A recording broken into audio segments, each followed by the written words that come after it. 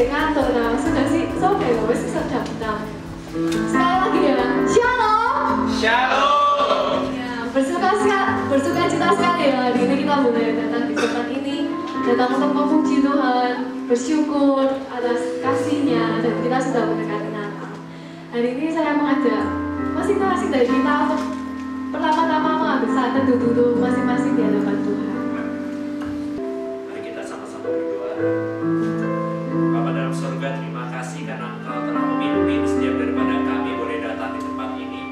Dan mengucap syukur untuk setiap daripada persiapan, setiap daripada apa yang sudah kami siapkan ketika kami datang ke tempat Tuhan. Kiranya Tuhan boleh memberkati seluruh acara kami ke depannya. Kiranya Tuhan boleh memberkati agar ibadah ini boleh menyatakan kemuliaan nama Tuhan. Biarlah kiranya Tuhan kami memulai ibadah ini dengan pengakuan bahwa pertolongan kami datangnya adalah daripada Tuhan yang menciptakan langit dan bumi dan tidak pernah meninggalkan perbuatan tangannya. Biarlah kiranya kasih daripada Allah Bapa, Allah Putra, dan Allah Roh Kudus boleh menyertai setiap daripada kami di tempat ini dalam kebaktian pada sore hari ini. Terima kasih ya Tuhan, dan dalam nama Tuhan Yesus kami berdoa. Amin. Kasih Tuhan kepada kita seringkali begitu indah, begitu nyata dalam hidup kita, setia menyertai kita. Tapi saat kita ingin bersyukur Tuhan, oh ini sungguh dalam hati kita. Tapi kita tidak menemukan satu kata pun, tidak menemukan satu perbuatan pun yang boleh membuat kita puas. Oh ya, inilah hasil kami yang sebenarnya Tuhan.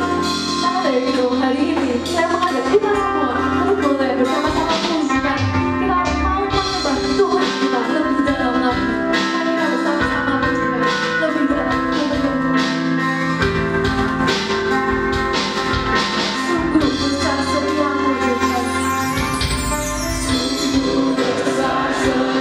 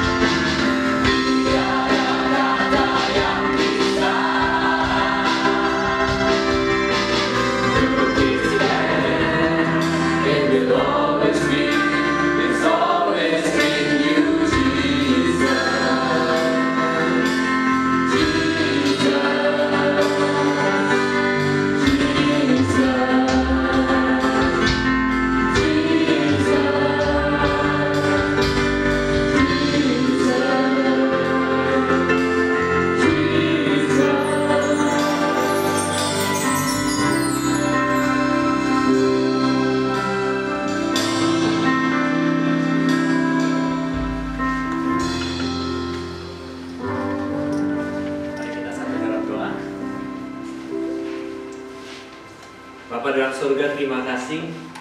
Terima kasih sekali lagi untuk malam ini kami boleh sama-sama berkumpul. Terima kasih karena kami boleh memuji nama Tuhan bersama-sama. Dan sebentar lagi akan tiba saatnya kami mendengarkan firman-Mu. Kami rindu agar Tuhan berbicara kepada setiap daripada kami, berbicara langsung ke dalam hati kami yang terdalam, pribadi lepas pribadi. Tuhan, inilah kami datang dari berbagai tempat dan daerah. Kami boleh dipertemukan bersama di tempat ini. Kami tahu bahwa ini bukanlah kebetulan, tapi karena Tuhan memiliki rencana untuk setiap daripada anak-Nya. Karena Tuhan memiliki rencana untuk setiap manusia yang ada di muka bumi ini ya Tuhan. Karena itu pimpinlah pada malam ini, agar sungguh setiap daripada pembacaan dan penguraian firman Tuhan boleh benar-benar adalah suara dari Tuhan sendiri yang boleh berbicara kepada kami pribadi lepas pribadi. Mungkin ada di antara kami yang sedang menggumulkan, mencari tujuan hidup yang sejati. Mungkin di antara kami ada orang-orang yang juga sedang menggumulkan, memikirkan tentang apakah makna hidup yang sesungguhnya. Tuhan, kami tidak tahu, tapi Engkau adalah Tuhan yang mengetahui hati setiap daripada kami. Berbicaralah kepada kami satu demi satu, berkatilah hamba-Mu yang menyampaikan. Di dalam nama Tuhan Yesus kami berdoa dan mengucap syukur. Amin. Malam ini kita sama-sama membicarakan tentang satu topik. Kita akan membicarakan tentang unholy enthusiasm, yaitu tentang antusiasme yang sebenarnya tidak kudus. Antusiasme yang tidak kudus, yaitu kita berbicara tentang bagaimana ada orang-orang yang dengan penuh semangat itu kadang-kadang melakukannya itu dengan semangat sekali, tetapi juga tidak dengan kudus-kudus amat. Kita akan mempelajarinya semuanya ini. Kita akan mempelajari dari satu bagian Alkitab. Saya mengundang kita untuk yang membawa untuk membukanya di Kisah Para Rasul 9 ayat 1 sampai ke 19. Kisah Para Rasul 9 ayat 1 sampai 19.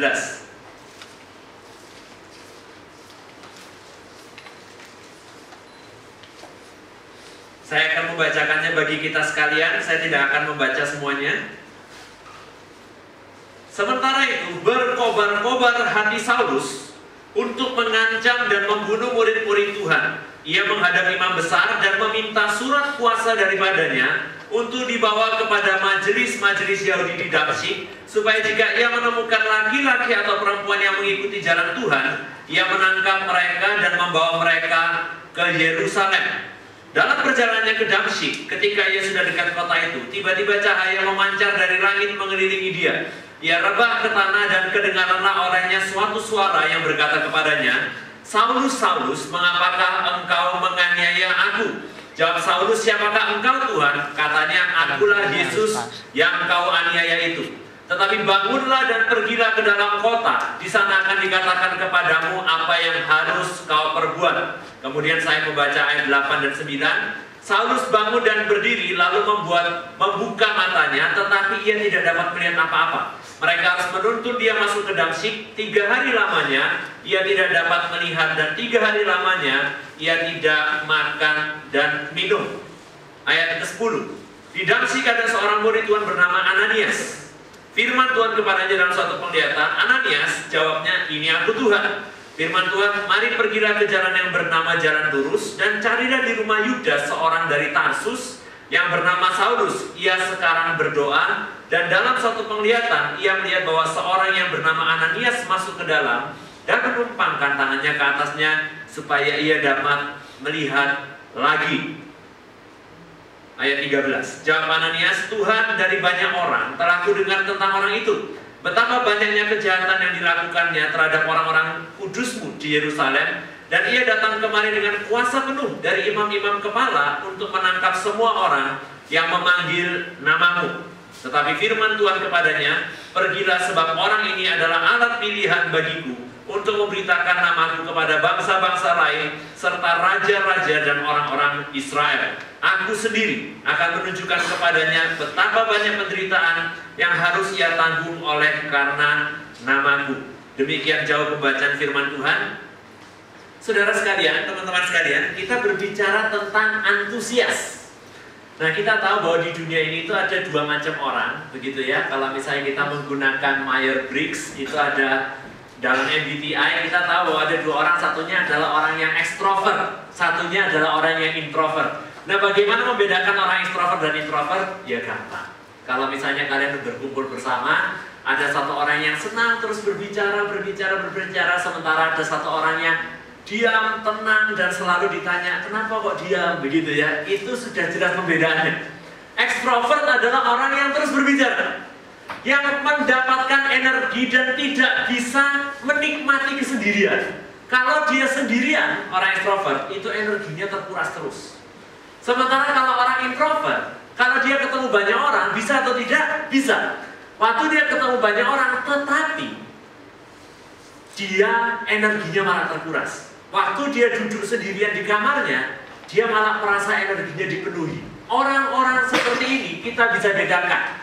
Tapi kita tidak sedang berbicara tentang orang yang ekstrovert atau introvert. Karena kenapa? Orang yang ekstrovert ataupun introvert sama-sama pasti masih bisa dibedakan lagi, yaitu orang yang antusias dengan tidak. Orang introvert pun bisa antusias meskipun dia diam, tapi di tengah kediamannya, di dalam kamarnya, dengan tenang ia mengasah skillnya sehingga dia bisa ikut turnamen Dota yang sebentar lagi akan datang, begitu ya. Dia bisa mengasah skillnya, membaca buku-buku yang sangat menyenangkan bagi dia, tidak menyenangkan bagi mayoritas manusia. Dia juga bisa memiliki antusiasme untuk mengerjakan sesuatu dengan semangat, meskipun semangatnya tidak harus disampaikan dalam kata-kata. Tapi kita tahu bahwa di dunia ini itu ada orang-orang yang sangat antusias, yang saya yakin saudara-saudara juga pasti pernah ketemu. Kalau Anda ketemu dengan orang itu, Anda langsung bilang, oh memang kalau orang ini ciri khasnya dianya pasti pemain basket, gitu ya. Kadang-kadang kita bisa ketemu dengan orang di mana seseorang waktu kita ketemu ngobrol, kita langsung bisa menemukan bahwa oh ini orang hidupnya benar-benar badminton sekali. Begitu. Anda akan ketemu orang, oh ini orang benar-benar calon profesor, calon dosen. Anda akan ketemu orang, oh ini orang pasti calon ini, calon ini, dan sebagainya. Karena kenapa? Meluap-luap, kelihatan. Kamu ketemu ngobrol sama dia sebentar aja itu langsung kelihatan bahwa ini orang adalah orang yang sangat antusias. Sementara orang yang lain adalah orang-orang yang kita ketemu dan dengan segala hormat saya kita bertanya, kenapa kamu ada di dunia ini? Nah, kira-kira seperti itu, saudara. Orang-orang yang tidak antusias, orang-orang yang kayaknya hidup mengalir. Tapi ada orang-orang yang sangat antusias dan tidak peduli ekstrovert dan introvert. Ada orang-orang yang sangat bersemangat mengejar. Aku ingin menjadi penyanyi, aku ingin menjadi apa? Pelukis, aku ingin menjadi arsitek yang luar biasa dan sebagainya. Dia punya antusiasme mengejar sebuah tujuan. Sementara ada orang-orang lain yang mungkin kalau kita temui orang-orang ini malah kita bingung dan bertanya-tanya apa sebenarnya yang menjadi passionnya, dan dia kebingungan menjawabnya. Nah teman-teman sekalian, dari dua orang seperti ini sebenarnya saya ingin mengoreksi satu bagian di sini. Orang yang tampaknya tidak antusias pun, yang tampaknya tidak kelihatan sebuah passion, itu bukan berarti bahwa dia tidak punya target. Orang yang sebenarnya diam saja dan tidak kelihatan passionate dalam hal apapun, dia sebenarnya punya, yaitu adalah dirinya sendiri. Apa sih ciri khas orang yang tidak memiliki antusiasme lagi? Dia sudah meninggal. Oke teman-teman, tidak ada orang yang masih berkata dan masih hidup dan berkata bahwa dia tidak punya antusiasme sama sekali. Seorang filsuf namanya Albert Camus itu pernah mengatakan begini, pertanyaan terbesar yang harus dijawab oleh semua manusia itu adalah mengapa saya tidak bunuh diri. Oke? Saya ulangi ya, pertanyaan yang ditanyakan oleh Albert Camus, dia bilang mengatakan semua orang yang masih hidup harus bertanya kepada dirinya sendiri, kenapa saya tidak bunuh diri? Orang sehopeless-hopelessnya masih makan, betul teman-teman sekalian? Orang sehopeless-hopelessnya gak tahan nafas sampai mati, betul ya teman-teman ya? Orang sehopeless-hopelessnya masih berniat pakai baju, masih berniat keluar, atau mungkin kalau tidak keluar dari kamar, masih berniat melakukan sesuatu. Selama masih ada niatan, itu artinya dia masih punya antusiasme. Kalau orang sudah tidak punya niat sama sekali, itu namanya orang yang sudah hopeless dan akhirnya akan bunuh diri. Bukan kayaknya bisa kita temukan dalam kasus-kasus orang yang bunuh diri. Nah teman-teman, pertanyaannya lebih lanjut adalah ini. Kalau memang semua orang pasti punya antusiasme, antusiasme seperti apa sebenarnya yang cocok? Antusiasme seperti apa yang dimana kepadanya itu layak untuk kita berikan segenap kehidupan kita? Dimana satu antusiasme yang dimana kita berpikir bahwa oh ini aku akan kerjakan seluruh hidupku, uangku, semuanya, hidupku. Bahkan kalau perlu ada janji ketemu sama orang begini-begini akan ku cancel demi ini. Yang lainnya aku tidak peduli lagi. Apa itu? Satu hal yang ingin kita berikan sepenuhnya. Nah teman-teman mungkin berpikir, wah ini di gereja pasti antusiasme itu paling diarahkan ya untuk melayani Tuhan. Begitu ya. Yaitu untuk apa? Untuk menjadi pemimpin pujian, untuk menjadi pemain musik gerejawi, untuk menjadi yang memberikan kantong kolektor, untuk menjadi majelis, untuk menjadi hamba Tuhan, pengkhotbah firman Tuhan. Mungkin itu ada di benak kita, bahwa antusiasme yang rohani itu adalah itu saja. Tapi sebenarnya malam ini saya ingin kita melihat bersama-sama bahwa itu adalah antusiasme yang meskipun benar, tapi belum seluruhnya. Antusiasme yang diajarkan oleh iman Kristen, diajarkan oleh Yesus Kristus itu beda jauh daripada semuanya ini. Nah, kita belajar dari kisah kehidupan Paulus yang pada cerita tadi kita baca masih merupakan namanya Saulus. Kita melihat bahwa di sini ada Saulus yang bertobat. Kalau kita membaca judulnya di situ, Saulus dikatakan dia sedang berkobar-kobar hati Saulus. Nah, teman-teman sekalian, kata berkobar-kobar di sini itu sebenarnya artinya bukan berkobar-kobar menyala-nyala kayak orang kebakaran dan sebagainya, tidak. Arti kata berkobar-kobar di sini itu kalau kita baca bahasa Yunaninya itu sebenarnya mengatakan begini, bahwa dia itu sedang menafaskan, breathing. Menafaskan apa? Menafaskan ancaman dan pembunuhan. Saudara bisa bayangkan ada orang seperti itu, di mana setiap kali dia ngomong sedikit aja, itu semua nadanya kemarahan. Pernah nggak ketemu orang seperti itu? Di mana kalau dia diam, tapi begitu dia ngomong langsung kita tahu ini orang moodnya jelek. Atau dia ngomong lagi kita tahu ini orang moodnya parah sekali. Atau ada orang-orang yang kita lihat nuansanya saja di sekitar dia itu tidak menyenangkan. Nah, saya dulu waktu SMA itu punya teman yang kira-kira boleh dikatakan seperti Saulus ini. Nuansanya itu kalau bersama-sama dia itu sama sekali tidak menyenangkan.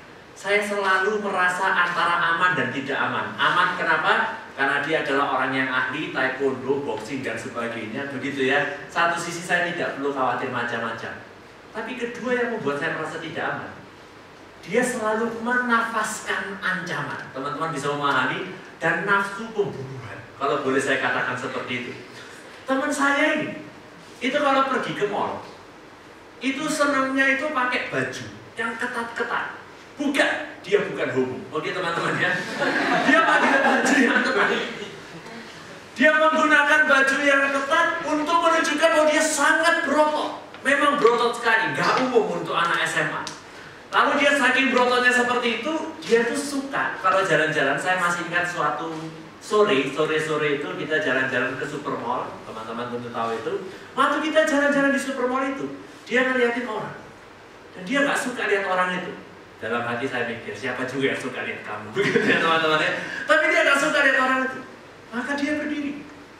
Ya ayo, lewat situ aja. Saya sudah, aduh Tuhan, saya hanya ingin pulang dengan selamat. Oke ya teman-teman ya. Dia datang ke sana membuka ininya, sleeves, ini apa namanya? Ya lengannya, dia buka lengannya gitu sengaja lewat sambil ngeliatin orangnya. Ini orang benar-benar hidupnya tidak tenang. Oke ya teman-teman ya. Ini orang kayak gitu ngeliatin orangnya. Kenapa?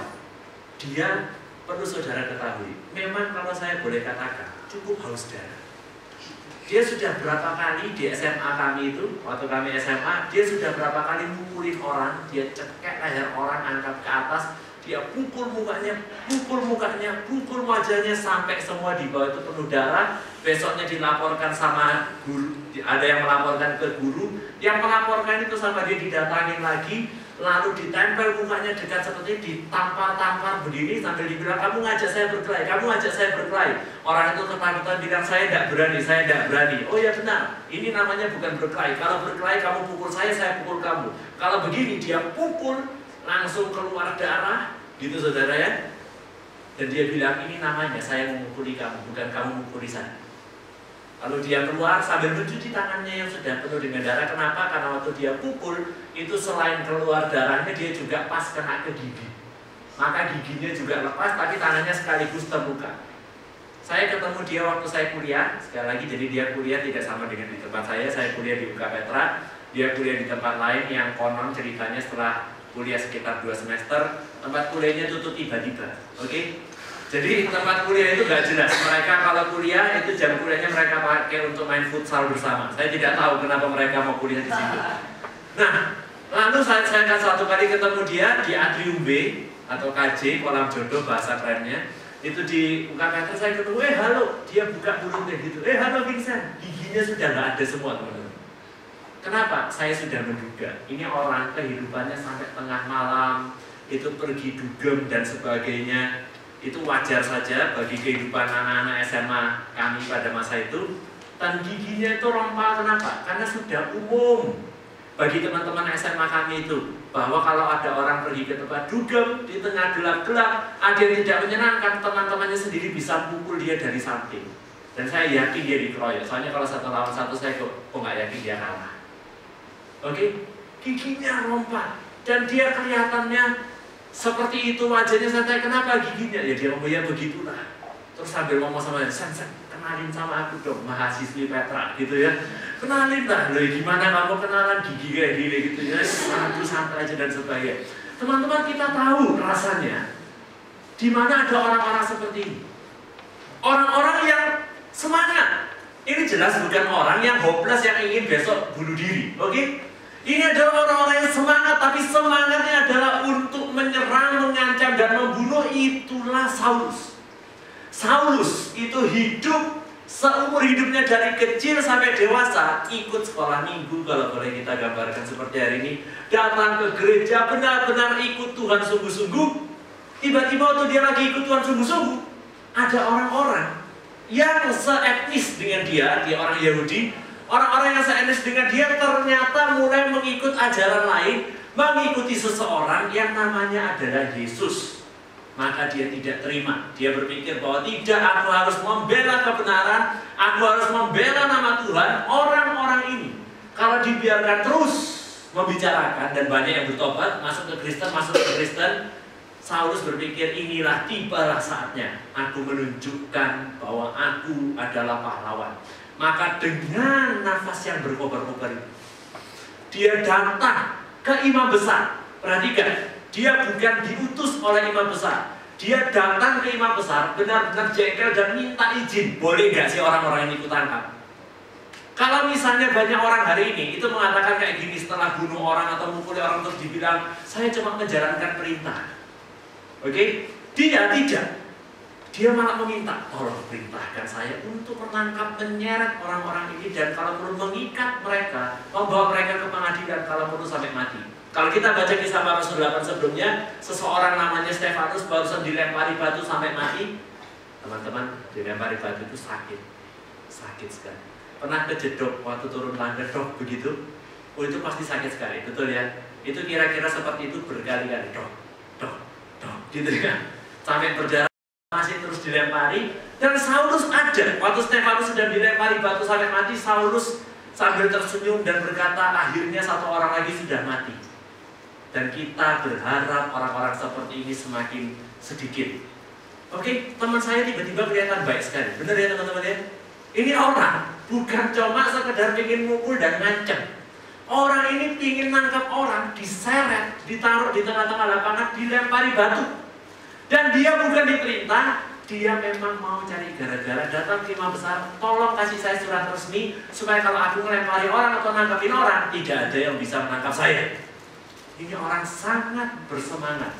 Perhatikan, dia melakukan semua ini karena dia mencintai Tuhan. Ironis ya teman-teman ya, di mana ada orang demi cintanya kepada Tuhan melukai sesamanya manusia. Tapi hari ini hal itu sudah tidak terlalu ironis. Kenapa? Karena kita sudah melihat hal-hal seperti ini sering terjadi. Orang saking cintanya kepada Tuhan, dia mau melukai sesamanya yang tidak sepaham sama dia. Dan dia sangat semangat, sudah menyiapkan diri sampai akhirnya dia naik seekor kuda. Dan waktu dia naik, tiba-tiba muncullah cahaya yang terang. Kemudian kita tahu ceritanya tadi, di mana ada suara dari langit, dari cahaya yang begitu terang, seperti cahaya ini terang sekali teman-teman ya. Apa itu ada cahaya yang sangat terang dan berbicara kepada dia, Saulus, Saulus, mengapa engkau menganiaya aku? Teman-teman, mungkin sebenarnya kita tidak terlalu merasakan, tapi orang zaman dahulu, orang Kristen zaman dahulu kalau membaca ini pasti langsung mikirnya gini, ya ampun Tuhan Yesus, dari semua manusia di muka bumi ini, kenapa orang ini? Kenapa orang yang nafasnya itu penuh dengan ancaman dan pembunuhan? Dari semua orang, ada kan orang yang baik-baik, buka toko setiap pagi dengan santai gitu ya, yang senyum-senyum. Kita pikir, Tuhan kenapa ada orang ini? Yang dipakai itu justru yang mengerikan seperti ini. Tapi justru orang yang seperti ini, Tuhan datang sendiri. Orang yang buka toko setiap pagi dengan tenang, itu didatangin sama orang lain yang mengatakan mau terima Yesus, tidak gitu ya kan, mereka menjalankan kehidupannya. Tapi orang seperti ini, suara Tuhan langsung datang kepadanya, dan dia kaget sekali dan dia bisa tahu langsung. Ya jelas teman-teman ya, kalau kamu di tengah jalan tiba-tiba ada cahaya terang sekali, terus ada suara dari langit, kamu tidak akan lagi kayak bertanya seperti ini siapa ya, ayo jangan main-main lagi ya. Oke. Itu dia langsung tahu, oh oke, ini suara siapa? Tuhan, siapakah engkau? Aku adalah Yesus yang engkau aniaya. Teman-teman bisa bayangkan bagaimana rasanya Saulus? Dia hidup, seumur hidupnya adalah untuk memuliakan nama Tuhan. Dia hidup, seumur hidupnya adalah supaya dia ingin orang-orang yang menghujat nama Tuhan itu dianiaya. Tapi untuk dia mau memuliakan nama Tuhan itu, dia ternyata sedang menganiaya Tuhan itu sendiri. Itu kira-kira sama kayak teman-teman sedang mempersiapkan sesuatu. Wah, aku ingin mempersiapkan yang terbaik, misalnya untuk seseorang, tapi waktu kamu sedang mempersiapkan yang terbaik untuk orang tersebut, kamu malah melukai orang tersebut. Kamu lagi nyiapin surprise kepada seseorang gitu ya, waktu kamu kasih surprise ternyata dia sakit jantung kemudian mati. Oke, kira-kira seperti itu. Kamu sangat menyukai, kamu sangat menyayangi dia, kamu ingin memberikan kepada dia surprise, tapi surprise-mu ternyata sangat menyakitkan bagi dia.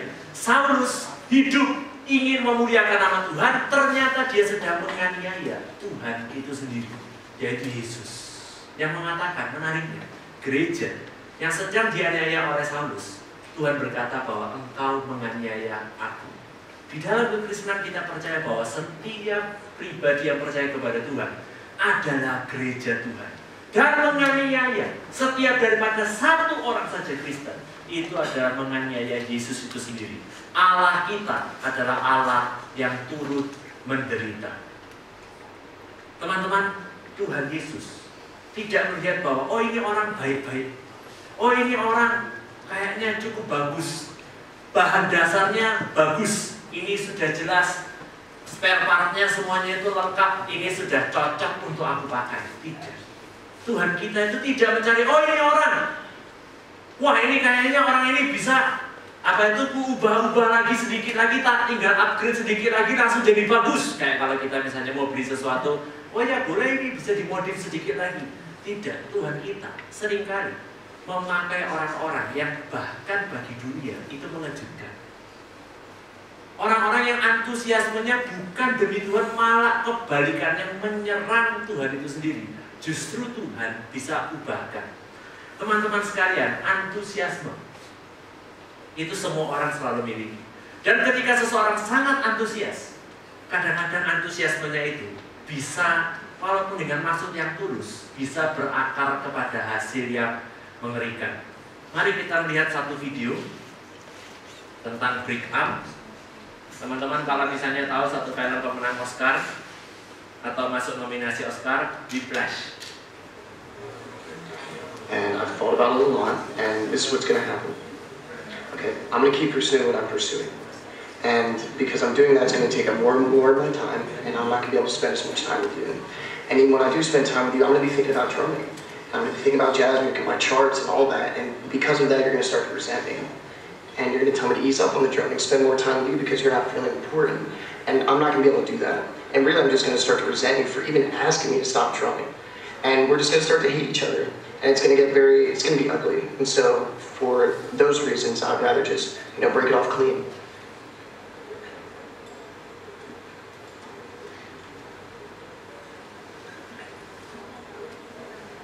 Because I want to be great. And you're not. I want to be one of the greats. And I would stop you from doing that? Yeah. You know I would stop you from doing that. You know that for a fact. Yes. and I barely see you anyway. Yeah. And when I did see you, you treat me like shit because I'm just some girl who doesn't know what she wants, and you have a path, and you're going to be great, and I'm going to be forgotten, and therefore you won't be able to give me the time of day because you have bigger things to pursue. That's exactly my point. What the fuck is wrong with you? You're right, we should not be dating.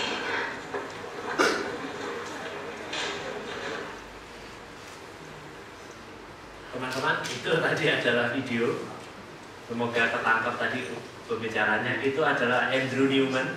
Dia adalah seorang yang ingin menjadi drummer yang luar biasa. Kalau saudara nonton di Flash, waktu dia ingin menjadi drummer yang luar biasa, dia berlatih. Pada sambil dia berlatih, waktu dia sedang berlatih, dia sambil kenalan dan mulai membina relasi dengan seorang wanita yang tadi barusan kita lihat. Dan waktu tengah-tengah dia tiba-tiba menyadari satu hal, dia ingin menjadi yang terhebat. Dan waktu dia ingin menjadi yang terhebat, maka dia mendatangi pacarnya itu, atau bahkan waktu itu belum jadi pacarnya, mereka barusan mulai kencan bersama.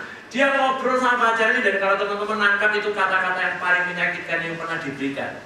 Dia mengatakan begini, aku ingin menjadi seorang drummer yang terbaik, dan aku tahu bahwa aku akan berlatih siang dan malam.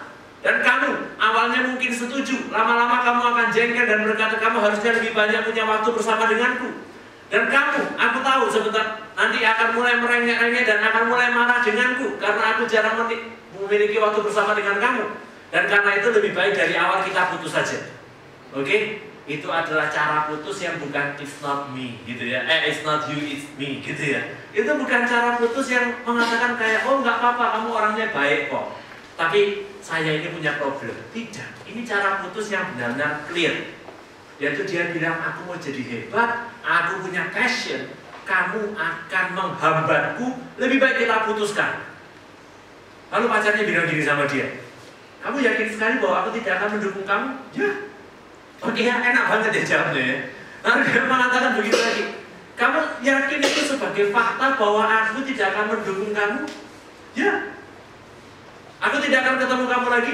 Tidak. Wah, enak ya jawabnya itu ya. Dan terakhirnya ceweknya itu sudah kesel dan ngomong begini, maksud kamu adalah pada malam ini, bahwa pada siang ini, bahwa kamu ingin meninggalkan aku sendirian karena aku adalah orang yang tidak punya passion, aku akan segera dilupakan, tapi kamu tidak. Kamu mengejar sesuatu yang sangat penting dan aku hanyalah salah satu orang yang tidak penting yang akan kamu tinggalkan karena aku akan menghambat kamu. Jawaban dia adalah, itu adalah poin saya. Dan ceweknya itu marah dan what's the matter with you? Dia benar-benar sangat semangat dan mari kita lihat berikutnya, video berikutnya, dan kita melihat benar-benar di mana dia latihan dengan sangat-sangat keras. Dia latihan drum.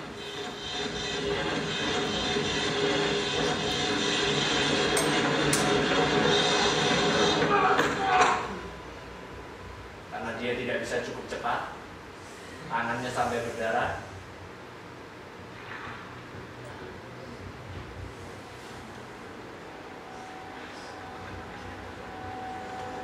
Supaya darahnya beku, dan dia bisa terus lagi.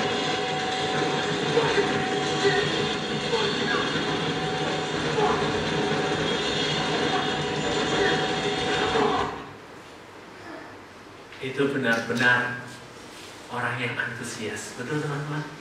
Oke, dia punya satu tujuan dan dia tidak akan berhenti, tangannya terkoyak berdarah. Dia akan terus berlatih dan berlatih. Dan kalau teman-teman nonton filmnya, pada akhirnya dia memang berhasil. Pada akhirnya dia berhasil menjadi pemain drum yang luar biasa. Dan bukankah itu cerita yang sering kita dengar? Ayo hidup itu penuh antusias, kejar passionmu.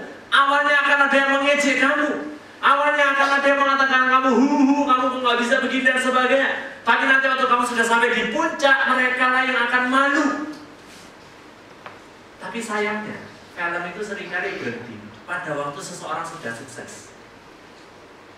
Betul ya teman-teman ya? Kesuksesan itu selalu sebuah momen. Kalau misalnya kita berpikir bahwa kesuksesan itu hanyalah sebuah momen, maka detik kita mencapainya, mungkin euforianya itu kayak, wah kita berhasil, kita semua passion kita sudah terbayar. Tapi kalau passion kita itu tidak ditaruh kepada hal yang permanen, kepada hal yang kekal, maka begitu passion itu selesai, kita telah mencapainya, kemudian langsung drop suasananya.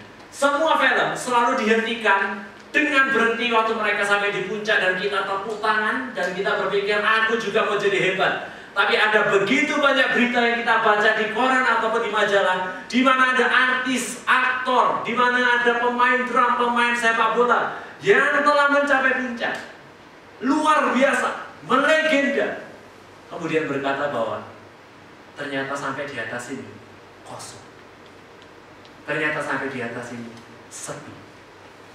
Passion adalah suatu hal yang baik, tapi passion ketika diarahkan ke tempat yang keliru, betapapun Anda bersemangat untuk mengejarnya, Anda akan jatuh ke tempat yang keliru. Dan Anda akan pada akhirnya menyesali, kenapa seluruh hidupku kuhabiskan untuk itu.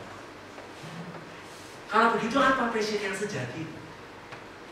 Apa passion yang sejati itu? Kalau begitu, apakah saya harus berhenti main drum? Begitu ya, karena tadi jadi nonton main drum. Kalau begitu, apakah aku harus berhenti melakukan ini dan itu?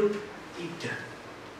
Kekristenan itu bukan passion kita itu dihapus total. Tidak. Ada memang beberapa, khususnya kalau Anda punya passion menjadi perampok bank, begitu ya. Itu tentu harus dihapus. Tapi kekristenan itu bukan meniadakan passion. Allah memakai Saulus pada masa itu yang penuh semangat, bukan untuk menghancurkan kehidupannya dan membuatnya jadi orang yang pasif dan pendiam. Tidak. Dia malah memakai Saulus dengan penuh semangat itu untuk memberitakan Injil Tuhan sampai ke segala bangsa. Teman-teman bisa membayangkan betapa menakutkannya Paulus dengan melihat respon dari Ananias. Ananias diberitahu sama Tuhan, oke? Saulus waktu dengar suara dari Tuhan ketakutan, matanya langsung buta dan langsung ketakut, tidak makan selama 3 hari 3 malam. Sementara Ananias dengar suara Tuhan, oh ya Tuhan di sini saya. Terus Tuhan mengatakan, sana pergi ketemu Saulus. Dan Ananias menjawab, aduh Tuhan, tapi dia itu orang yang mengerikan. Oke. Ini tampak kontras sekali. Tapi Tuhan dia orang yang menakutkan dan mengerikan. Lalu Tuhan mengatakan sekali lagi, pergilah, aku mau memakai dia untuk menunjukkan penderitaan yang sesungguhnya. Aku telah memilih orang ini untuk upaya menjadi alat bagi kemuliaan. Tuhan kita tahu persis bahwa untuk memberitakan Injil kepada orang-orang non-Yahudi, karena kemudian kita akan mengetahui Rasul Paulus sebagai rasul dari orang-orang non-Yahudi, bahwa dibutuhkan orang yang sangat berani dan sangat berapi-api, sangat antusias seperti Paulus. Dari unholy enthusiasm, Tuhan mengubahnya menjadi holy enthusiasm. Tuhan tidak menghancurkan semangat orang. Tuhan tidak berkata kepada kita berhenti menjadi Vincent. Tuhan tidak berkata kepada kita hancurkan seluruh kepribadian kita. Tuhan tidak berkata kepada kita semua talentamu tidak berguna di hadapan Tuhan. Tidak. Tuhan memberikan kepada kita ini. Semua talentamu itu luar biasa karena aku yang memberikannya. Semua kecakapanmu, semua kebaikanmu itu luar biasa karena akulah yang memberikannya. Tetapi semuanya itu kalau kamu pakai untuk dirimu sendiri, engkau akan berakhir dengan kekosongan dan kemalangan. Tapi aku datang untuk memutar antusiasmemu itu. Bukan lagi tidak kudus, tapi menjadi kudus. Dipakai untuk memuliakan nama Tuhan. Dan puluhan, ratusan, ribuan, dan bahkan kalau boleh saya katakan jutaan orang telah didatangi oleh Tuhan secara personal. Dipanggil, hidupnya dirubah 180 derajat. Tidak meniadakan bakat mereka, tidak meniadakan talenta mereka, tapi Tuhan pakai untuk menyatakan kemuliaan namanya. Ini adalah beberapa contoh. Kalau kita melihat dulu, ini hanyalah sedikit contoh dari orang-orang yang telah Tuhan ubahkan kehidupannya. Yang di sini adalah Saulus yang jatuh. Oke, dia adalah orang yang luar biasa, ikut ingin melayani Tuhannya. Tapi Tuhan panggil menjadi Paulus, menjadi rasul yang luar biasa. Ini adalah John Newton, jadi sesuai urutan waktunya ya. Kelihatan kan yang lebih tua ini ya? Enggak ya? Ini adalah John Newton, dulu adalah pedagang budak. Teman-teman, kita perlu mengetahui budak pada zaman dahulu itu benar-benar seperti barang. Kalau teman-teman nonton 12 Years a Slave, saya pikir kita bisa membayangkan sedikit di mana para budak disuruh berdiri telanjang bulat, dan kemudian orang-orang jalan sambil bilang, yang ini berapa, yang ini berapa, yang ini berapa. Lalu dipakai dan bahkan diperkosa sesuka hati mereka. Kalau sudah tidak senang lagi bisa dibunuh. Kenapa? Karena itu barang miliknya. Oke, dan dia adalah pedagang budak. Kapal-kapal dia isinya itu adalah budak-budak yang kalau kita membaca lagi ceritanya yang diceritakan oleh John Newton sendiri, budak-budak itu dimasukkan di kerangkeng-kerangkeng, diselip-selipkan, persis kayak kita kalau lihat orang bawa ayam, oke ya. Orang misalnya nyetir mobil, kita lihat ada box-box itu biasanya ada banyak sekali ayamnya sambil kita lihatin kita wah kasihan ya ayamnya, kasihan ayamnya. Tapi waktu di Kentucky kamu tidak pernah ngomong seperti itu, betul ya teman-teman ya. Nanti kita lihat itu ayam-ayam benar didesak-desaki di dalam situ dan kita melihat waduh gitu ya. Beberapa orang akan bilang wah lihat itu makanan kita setelah ini. Beberapa orang mungkin langsung kasihan banget. Kira-kira seperti itu. Manusia, orang kulit hitam oleh John Newton dimasukkan di dalam kapal, dimasukkan sampai selik-selik seperti ini.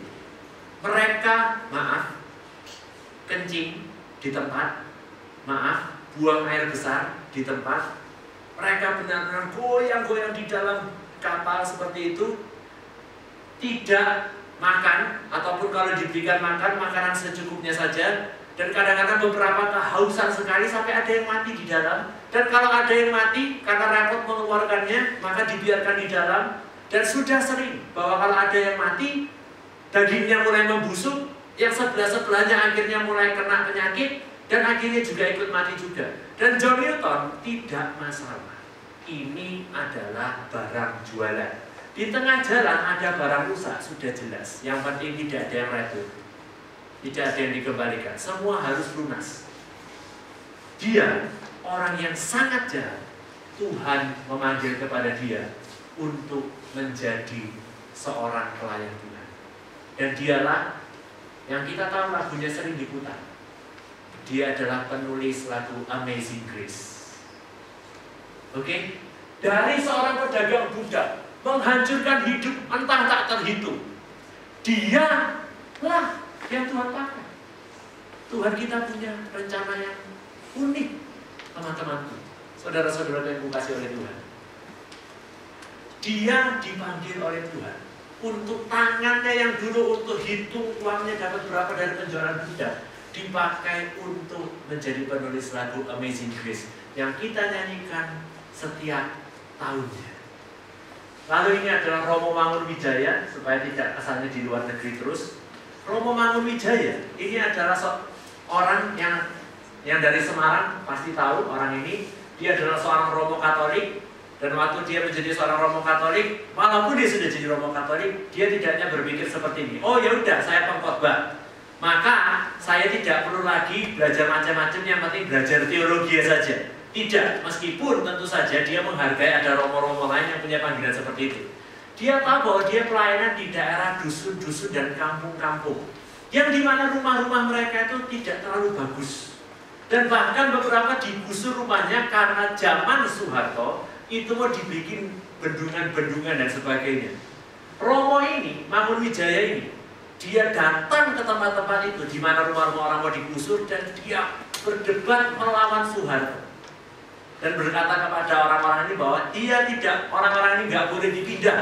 Dan akhirnya Soeharto sampai menyerah, dan Soeharto sampai memberikan pesangon kepada semua orang-orang di situ, dikasih uangnya lebih besar daripada tuntutan mereka. Orang ini juga kuliah arsitektur di ITB. Setelah menjadi Romo, kuliah arsitektur, lalu kemudian dia membangunkan rumah-rumah dengan bahan-bahan yang tidak umum. Dia membangunkan rumah-rumah yang murah tapi sangat bagus. Itu untuk orang-orang di Kali Code. Saudara bisa searching sendiri di internet, di Google. Kali Code, Romo Mangunwijaya. Dia mendirikan seperti itu, dan bukan cuma itu saja. Dia menulis setiap hari, dia senang dengan cerita-cerita, dia menulis novel. Dan novel-novelnya dapat penghargaan sana-sini. Saya baru saja membaca novelnya, yaitu Burung-Burung Manyar. Dan dia banyak menulis, banyak sekali novel. Satu orang Romo ini. Waktu dia menjadi Romo, dia tidak berkata seperti ini, semua hidupku kutinggalkan. Karena aku ikut Tuhan, maka hidupku hanya akan berkhotbah dan berkhotbah. Itu tidak salah. Tapi dia tahu bahwa Tuhan memanggil dia dengan segala talenta dia untuk melayani Tuhan dengan semua yang Tuhan sudah titipkan kepada dia. Yang ini, teman-teman mungkin tidak menyangka, tapi ini adalah seorang perampok bank. Dia sudah merampok bank 5 kali, dan mungkin kita lebih tidak menyangka lagi, papanya adalah pendeta. Oke? Papanya mendirikan sebuah gereja di satu daerah di Amerika. Kehidupan anaknya, dia hidup sangat berantakan. Dan waktu dia sedang berantakan-berantakannya, kita harus tahu bahwa di Amerika itu membeli senjata itu adalah hal yang umum. Oke, di sini jelas tidak. Saya itu pernah nonton di YouTube. Ada, saudara tahu The Raid ya? Itu adalah film yang not for the faint-hearted. Oke, itu penuh darah dan mengerikan sekali. Itu film Indonesia. Itu saya kan cuma lihat satu adegannya karena saya itu penasaran, saya diceritain orang. Di mana ada satu orang dengan 2 palu begitu, cewek menghadapi bodyguardnya semuanya ngeluarin pisau, terus mereka bertanding, pokoknya semua penuh darah mengerikan, not for the faint-hearted. Lalu kita melihat semuanya hancur-hancur, saya lihat komentar-komentarnya. Ada yang komentar kayak gini, ada bodyguard begitu banyak, semuanya cuma pegang pisau, kok nggak ada yang pakai pistol? Nah ini jelas, yang komentar ini bukan dari Indonesia. Di Indonesia kalau kita tangkap perampoknya itu bikin pistol bikinan sendiri, betul ya? Karena sangat sulit mendapatkan pistol. Di Amerika orang mudah mendapatkan pistol, dan waktu dia dapatkan pistol dia punya ide luar biasa, merampok bank. Maka dia merampok sekali. Berhasil. Pulang pesta pora, uangnya habis. Dia coba kedua kali. Berhasil lagi. Pulang lagi pesta pora lagi. Ketiga, sudah semakin handal dia. Berhasil lagi. Keempat, berhasil lagi. Ini orang memang perampok handal. Cerdas sekali. Dan dia juga tahu mengatur dengan teman-temannya bagaimana cara mengaturnya supaya bisa merampok dengan baik. Sampai yang kelima kali. Akhirnya dia tertangkap polisi dan dia dimasukkan ke penjara. Waktu dia di tengah-tengah sedang di penjara, disitulah dia sekali lagi merenungkan kehidupannya di hadapan Tuhan. Dan dia memutuskan untuk mengikut Yesus sungguh-sungguh. Dan setelah dia menjalani, dia tidak seperti ini ya, kan banyak orang seperti ini. Sudah dimasukkan penjara, tiba-tiba bertobat. Begitu ya, lalu bertobat dan mengatakan, aku sudah baik, ayo keluarkan saya dari sini. Tidak. Dia sudah bertobat, dia mengatakan, saya akan menyelesaikan semua masa hukuman saya memang penjahat. Dan kemudian setelah dia menjalani kehidupannya sebagai seorang hukuman, dia keluar tahun 2009. Begitu dia keluar tahun 2009, teman-teman tahu apa yang dia tempuh kemudian? Dia kuliah hukum. Oke ya, ini ironis sekali ya teman-teman ya. Seorang pelanggar hukum lanjut dengan kuliah menjadi kuliah hukum. Dan setelah dia kuliah hukum dan lulus, dan orang ini masih hidup sampai hari ini. Dia lulus dari kuliah hukum, sekarang dia bekerja di pengadilan. Seorang perampok bank, merampok 5 bank, mengenal Yesus. Kecerdasannya, kecerdikannya, pengetahuannya tentang dunia perampokan dan sebagainya, Tuhan pakai, diputar balik untuk menjadi holy enthusiasm. Tuhan kita, Tuhan Yesus, itu tidak datang kepada kita lalu berkata kepada kita begini, mari datanglah kepadaku, tinggalkan semua hidupmu sebelumnya sama sekali. Tentu itu benar. Hidup kita yang lama, yang penuh dengan dosa, kita tinggalkan. Tapi semua bakat, talenta, dan karunia yang Tuhan titipkan kepada kita semenjak kita lahir, itu Tuhan berkata, itu pun milikku, sekarang aku mau pakai untuk kemuliaan nama-Mu. Saudara-saudaraku yang dikasihi oleh Tuhan, Tuhan Yesus bukanlah Tuhan yang mencipta dunia ini, kemudian dia, aduh kok jadinya begini. Tidak. Dia setelah mencipta dunia ini, dia kemudian melihat semuanya jatuh dalam dosa. Dia memutuskan untuk memanggil orang-orang Kristen yang hidupnya meaningless, orang-orang yang tidak Kristen sekalipun, tidak pernah mendengar Yesus sekalipun, yang mungkin merasa bahwa untuk apa seluruh hidup ini dia rubah untuk melayani dia. Dan itu adalah pelayanan yang sangat kekal sifatnya. Kalau misalnya kita melayani Tuhan, bukan berarti kita tidak boleh menjadi drummer sejati. Tidak. Kalau kita melayani Tuhan, bukan berarti bahwa kita tidak boleh menjadi seorang misalnya insinyur yang luar biasa. Tidak. Kalau kita melayani Tuhan, itu bukan berarti kita tidak boleh menjadi penyanyi. Tidak. Justru banyak penyanyi sekarang dari Kristen. Kalau kita melayani Tuhan, itu bukan berarti kita tidak boleh mengejar kesuksesan. Tidak. Tapi kalau Tuhan kita terima dalam kehidupannya, Yesus mengubah kita bahwa tujuan apa yang kita maknai sebagai sukses itu bukan lagi sekedar hal-hal seperti itu. Dan kalau kita tengah berusaha menjadi excellent di dalam bidang kita masing-masing, betapapun dunia ini tidak menghargai kita, Tuhan tahu dan menghargai kita. Adalah hal yang paling menyedihkan, di mana kita hidup untuk membuat semua orang melihat kita dengan bangga, kemudian dalam waktu singkat orang-orang juga melupakan kita. Teman-teman, dunia kita ini dunia yang kejam. Kita semua tahu Michael Jackson.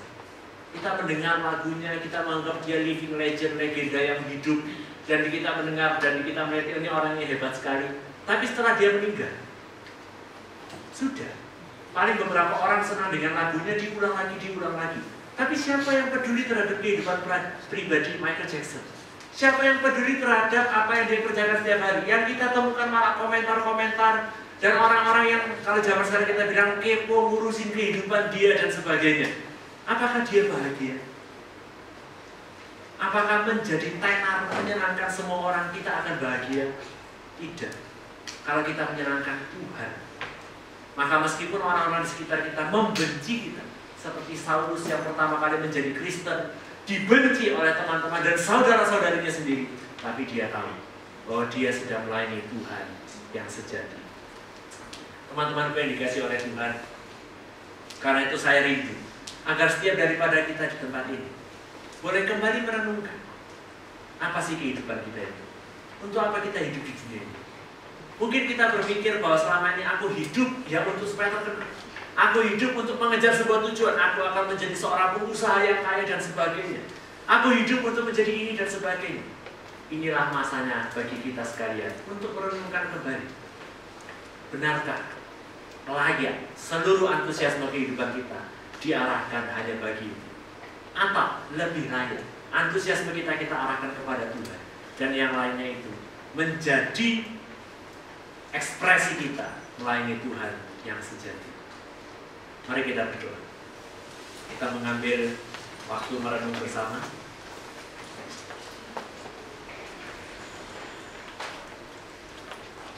Mari kita semua masing-masing tenang. Marilah kita sama-sama berdoa dalam hati kita pribadi lepas pribadi.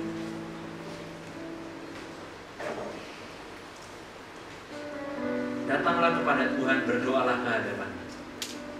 Tuhan, apakah yang menjadi tujuan hidupku? Apakah yang menjadi makna hidupku?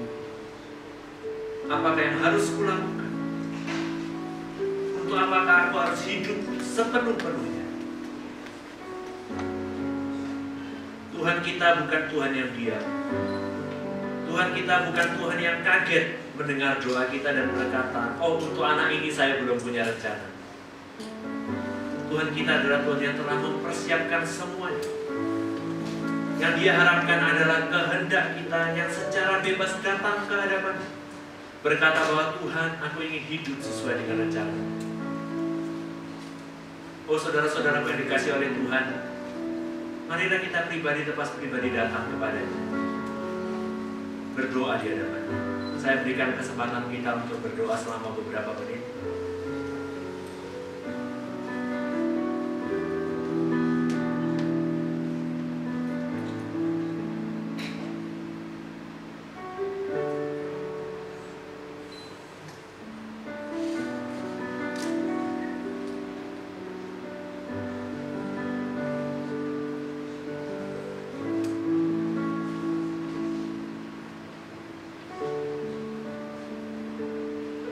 Pada malam ini, saya juga rindu untuk bertanya kepada setiap daripada kita di tempat ini.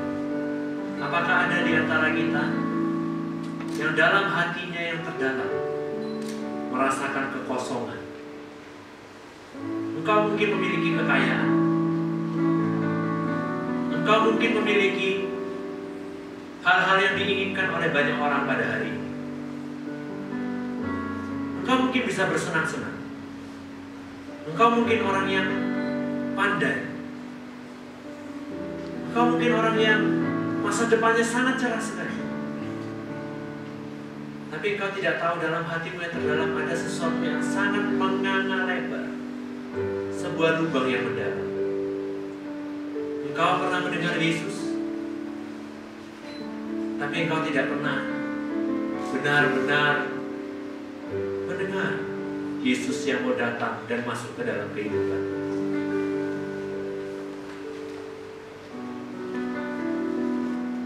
Apabila ada orang yang seperti demikian, saya sangat rindu untuk berdoa bagi Anda.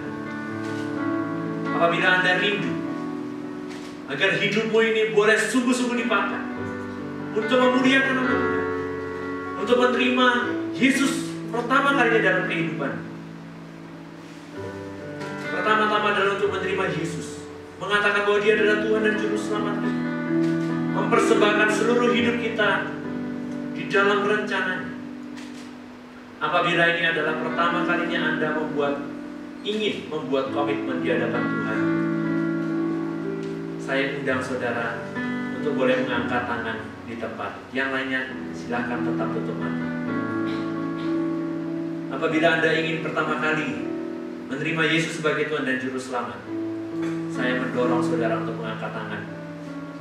Saya ingin mendoakan saudara sekalian.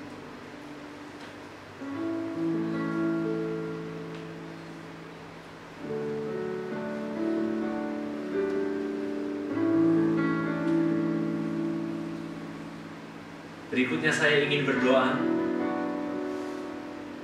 Mungkin ada di antara kita yang sudah mengenal Yesus sebagai Tuhan, tapi kita tidak pernah sungguh-sungguh hidup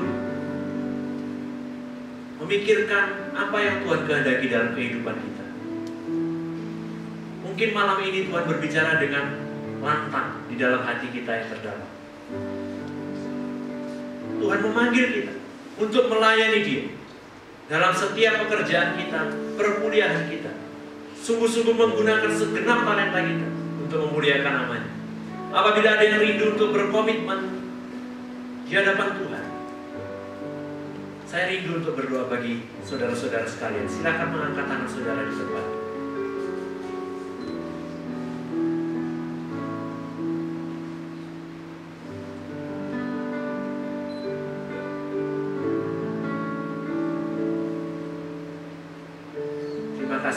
Silakan turunkan tangan saudara. Yang terakhir, saya rindu bertanya, mungkin ada di antara kita yang merasakan panggilan Tuhan secara spesifik dan khusus. Mungkin engkau sedang berkuliah, mungkin engkau masih SMA, mungkin engkau sudah bekerja. Engkau terus datang ke ibadah demi ibadah. Engkau terus membaca firman Tuhan. Dan engkau semakin diyakinkan dalam hatimu bahwa Tuhan punya panggilan yang sangat spesifik kepada engkau untuk menjadi hamba Tuhan, memberitakan firman Tuhan, memperlengkapi jemaat Tuhan, menyatakan Injil Tuhan bagi mereka yang belum pernah mendengar nama Tuhan. Pergi dan sungguh-sungguh menyatakan kasih Tuhan di tempat di mana orang-orang belum pernah mendengarnya. Memperlengkapi dengan pengajaran-pengajaran yang sehat dan seturut dengan firman Tuhan. Engkau dipanggil untuk masuk ke sekolah teologi, untuk belajar firman Tuhan dengan sungguh-sungguh, dan akhirnya melayani Tuhan seumur hidupmu. Apabila ada di antara kita yang memiliki pergumulan dan panggilan seperti itu, saya rindu berdoa kepada saudara secara pribadi. Silahkan angkat tangan saudara di tempat. Tidak ada seorang pun yang lain yang membuka mata. Silahkan saudara mengangkat tangan saudara sendiri di tempat.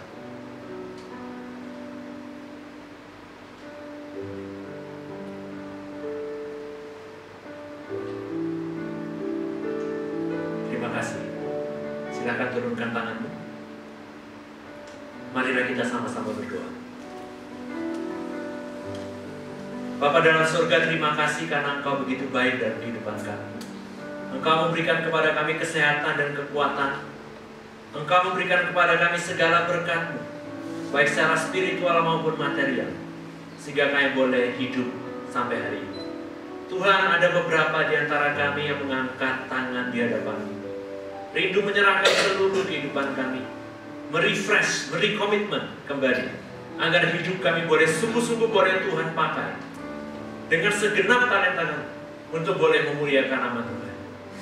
Tuhan, kami hamba-Mu secara khusus rindu berdoa untuk mereka yang telah mengangkat tangannya. Kiranya Tuhan sendiri yang boleh mencurahkan kuasa dan kekuatan. Tuhan boleh menggerakkan hidupnya. Mungkin ada masa-masa di mana ia akan jatuh dan lemah, tapi kami rindu agar Tuhan yang telah mendengar doanya pada malam ini boleh sungguh-sungguh menguatkan hatinya, menguatkan hidupnya, memperbanyak talenta dalam kehidupannya. Pakailah dia ya Tuhan. Buatlah kami semua heran melihat betapa Tuhan sungguh-sungguh sanggup memakai hamba-Nya dengan hal yang tidak pernah kami bayangkan. Kami juga rindu berdoa ya Tuhan, untuk ada yang di antara kami yang mengangkat tangan untuk bergumul menjadi seorang pemberita firman. Tuhan, ini bukanlah panggilan yang mudah.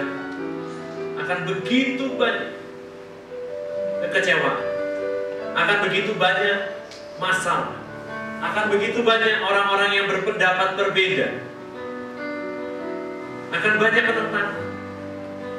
Tapi apabila ini memang adalah panggilan yang dari Tuhan sendiri, hamba-Mu rindu berdoa ya Tuhan, agar Engkau boleh berbicara dalam hatinya saat ini juga, menguatkan dia, memberikan kepada dia keberanian untuk melangkah seturut dengan panggilan Tuhan, mempersiapkan dirinya untuk mengambil sekolah, diperlengkapi untuk menjadi hamba-Mu yang sungguh-sungguh sejati, bukan demi memuaskan intelektual saja, bukan demi mendapatkan kehidupan yang nyaman, tapi rela menderita, memberitakan nama Tuhan dimanapun Tuhan memanggil.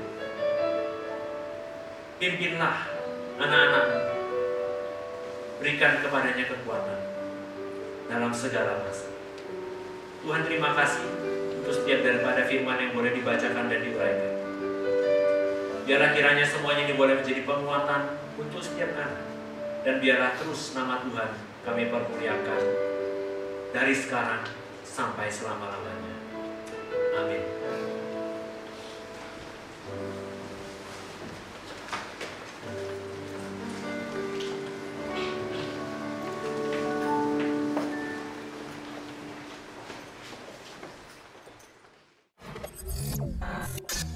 What?